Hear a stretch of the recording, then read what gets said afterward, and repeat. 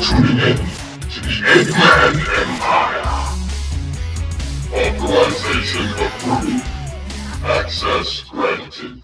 Now, I've looked into this quite a bit. I mean, after I read this moment, it just felt so out of left field and insane to me. So I had to research what the hell happened here. And in return, I've come out feeling lied to by Ian Flynn specifically. Yeah, I know I said I wasn't going to do a direct call out, but I think this one actually deserves one. I'll dive way deeper into this on the actual Full Metal Virus review, but I'll touch on it briefly right now. Ian Flynn's original idea for this scene, as said by him in his Bumble cast of August 23rd of 2022, which would have been a whopping 3 years after this issue was released. Ian Flynn specifically says that Shadow, in his arrogance of him being the ultimate life form, would have continued fighting either way, and when he essentially becomes backed into a corner, he was supposed to remove his inhibitor rings, and then after using up all his energy,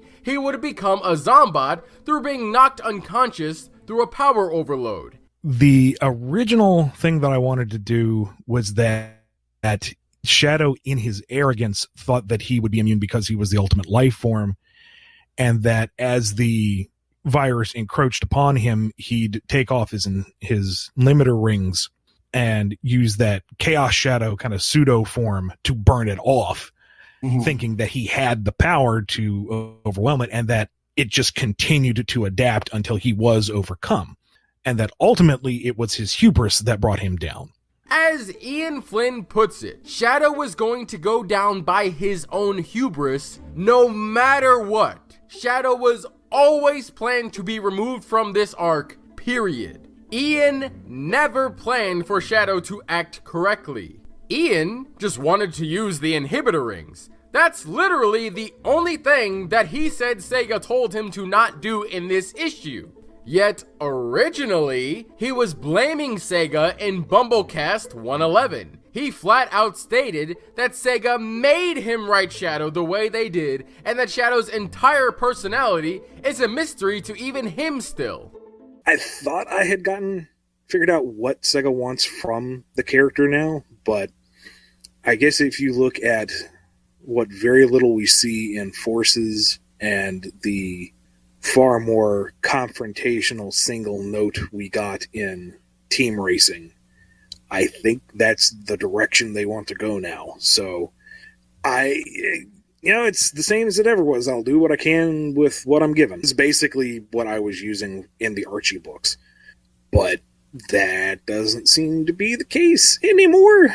Question mark. Is that just a bold-faced lie that you told to all of us? Well, not necessarily, right? Here's where being vague works in his favor. Yes, they did make him write Shadow a certain way. That part is true. However, he didn't specifically say what it is that they made him change until 3 years later. Ultimately, it was decided that introducing the limiter rings was too much to do at that juncture, along with the Chaos Shadow form. Remember in Sonic Forces, where Shadow was one of the sole survivors? And on top of that, he was a solo agent, acting almost entirely on his own? That's what IDW's based off of, right? It comes right after that story. Funny how Shadow never let himself be put in a situation that he couldn't handle. No. Sega did not make Ian write Shadow like he's an idiot that gets caught up in his own ego. And no, they did not force Shadow to be removed from this arc. That's the implication that Ian had given in Bumblecast 111. Both of these things were always Ian's plan. The only thing that they made Ian change